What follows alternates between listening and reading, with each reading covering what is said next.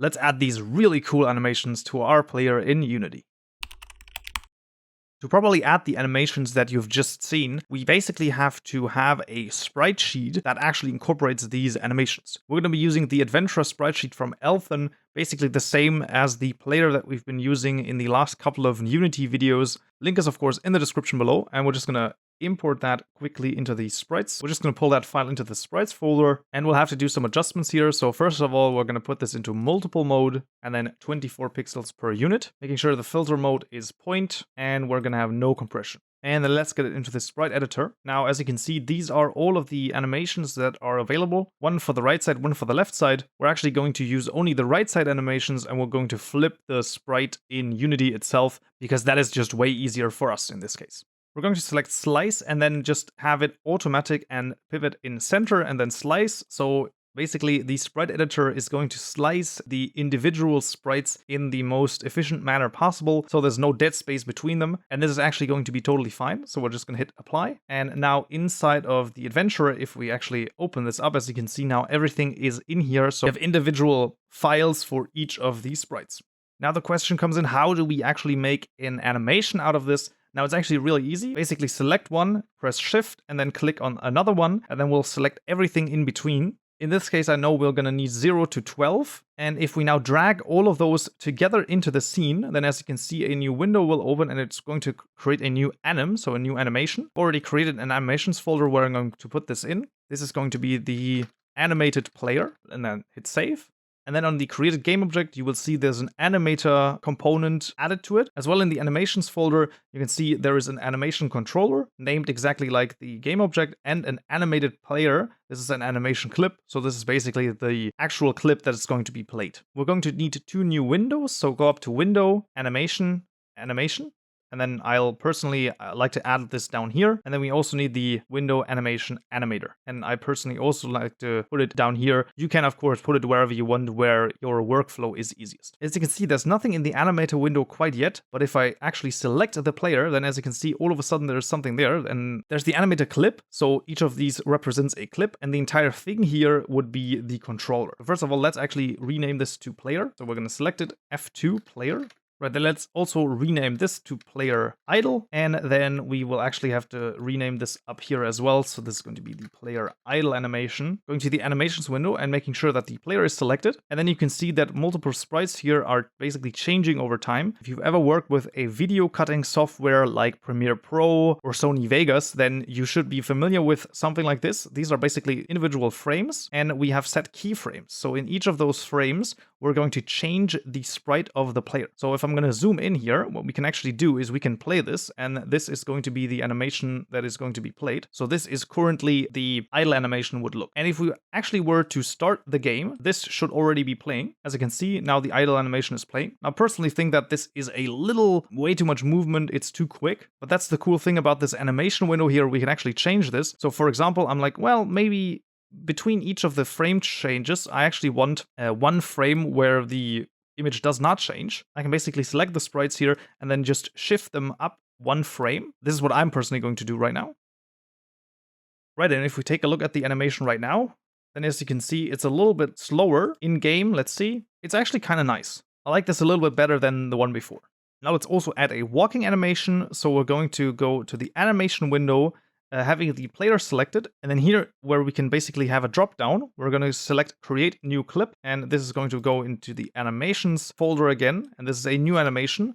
We're going to call this one the player walking, and now we are faced with the timeline, which is empty, and now we can basically add different adventurer sprites in there. Right, we're going to need 13 to 21 for the walking animation. You can actually see it here already. It's a nice walking animation, and we're just going to drag this in here. Now, if I were to play this in the way that we have set it up now, it's going to be really fast, so it's going to be a very fast player. This is definitely a little too much, so what we can do is basically separate them by about 3 frames. I think that that's going to be fine.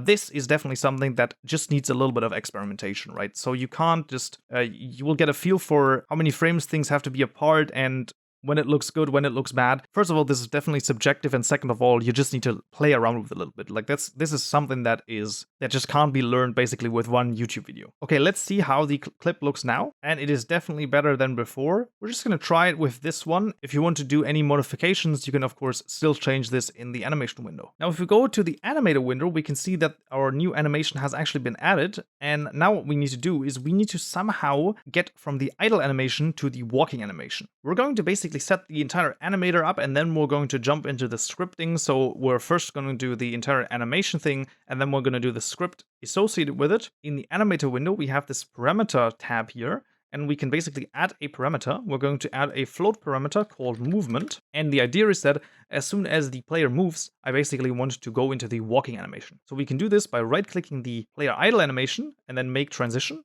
and then pulling it towards the player walking animation. As you can see, an arrow has appeared that is going from the idle animation to the player walking animation. And if we click on that arrow, this is a transition. So this is the transition between the player idle and the player walking. If we were to play this, you can see that right now we're idling, and then all of a sudden we're walking. In this case, it would actually play the entire animation before it goes out. So what you're going to need is no exit time, as well as I personally put the fixed duration out of here so that it will switch immediately. What we will then, however, need is a condition. As you can see, transition needs at least one condition, and that's not an issue because if we know that the movement is greater than 0, then we'll know we're moving. And conversely, we're going to right click on the player walking animation, make transition back to the idle animation, and this transition is going to fire once we're stopped moving. So once again, no exit time and a no fixed duration. And then in the conditions, we're going to add actually 2 conditions, and that is going to be movement is greater than -0 and it is less than 1. In this case, we can put in something like greater equals or less than equals. This will ensure that the transition is fired only when we are not moving, so when the movement parameter is 0. You will most likely get this warning. This is when you basically select that you don't have an exit time, then you will need a condition, otherwise the animator can't really change the states. And that is all that we need to put into the animator and the animations. Now let's actually script some things. So first of all, this is a new player, and we already have a player movement script, so I'm going to quickly add the player movement script to it. This has been done in a previous video, which I'm going to link at the top right corner. And we will also need a new script, so we're going to create a new folder, which is going to be called Animations. And inside of it, we're going to create a new C# script called Player Animations. Let's open that up. The script itself is actually not that difficult. It's going to have a private sprite renderer called Sprite Renderer, as well as an animator, so that it can actually communicate with the animator. We're going to get both of those inside of here. So this is going to be get component of type Sprite Renderer, because the player animations class we're going to actually put onto the player itself as well. And then animator is equal to get component animator. And we will not need the update method. What we will need is a public void, and then we're going to call this the set movement method. This is going to take in a vector2 called movement, and we're going to basically pass this via the player movement script. Now what we want to do is we want to set animator.setFloat.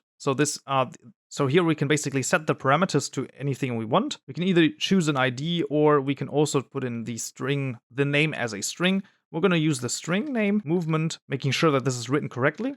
Another question is, what type of value do we want? Well, we can think about this. When we're moving, the way we do this in the player movement script is we're getting the axis movement from the get axis raw, horizontal and vertical. So the idea is that if we move to the right, we're going to have axis movement x equal to 1. If we move to the left, we're going to have axis movement x is -1. And same with the axis movement y. If we move up, we're going to have a +1, and down, we're going to have a -1. But in our case, at this moment, we actually do not care about the direction. We're only caring about whether or not the player is moving at all. So what we're going to do is we're going to use the math.absolute methods to basically just take, okay, are we moving at all? And if we are, we're just going to put that in here. So we're going to have movement y. So what we're going to do is we're going to take the absolute value of x and the absolute value of y, and then just adding those together.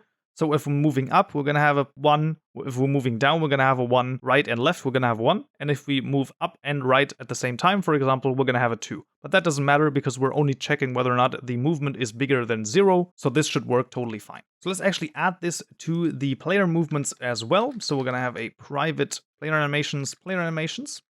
And this is, of course, once again, player animations equal get component player animations. Because once again, this is on the same game object, and then we're going to add this down here in our rigid body velocity, which is basically the movement type that you should be using, the movement method. And this is going to be the player animations.setMovement, and then we're going to give it the axis movement. Now, we have not yet implemented the flipping of the sprite. We're going to do that shortly. Let's just see if it works already, making sure that we also add the player animations script to the player. If you don't have it, also add a rigid body 2D to the player with a gravity scale of 0.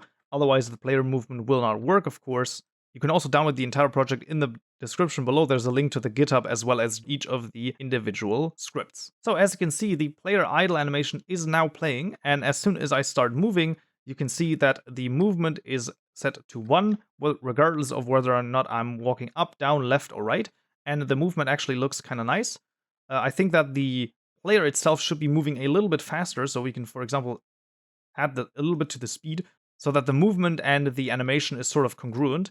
Now, as you can see, if I'm moving left, we're not actually having the player flip, but that is something that is really easy to implement as well. So once again, in the player animation script, we can basically say if movement.x is smaller than 0, we know that we're moving to the left side, so we can say sprite renderer.flipx is equal to true.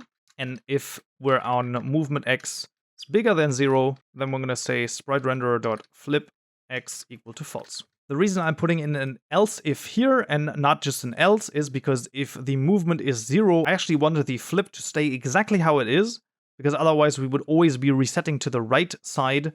So if I were to just have the else here, then if we stop moving, we would always turn to the right side again, and that's not necessarily what we want. So let's see if that worked. Once again, idle works, up and down and right works, and now if I go to the left, as you can see, all of a sudden we are actually looking to the left, and it stays on the left, regardless of what I'm doing.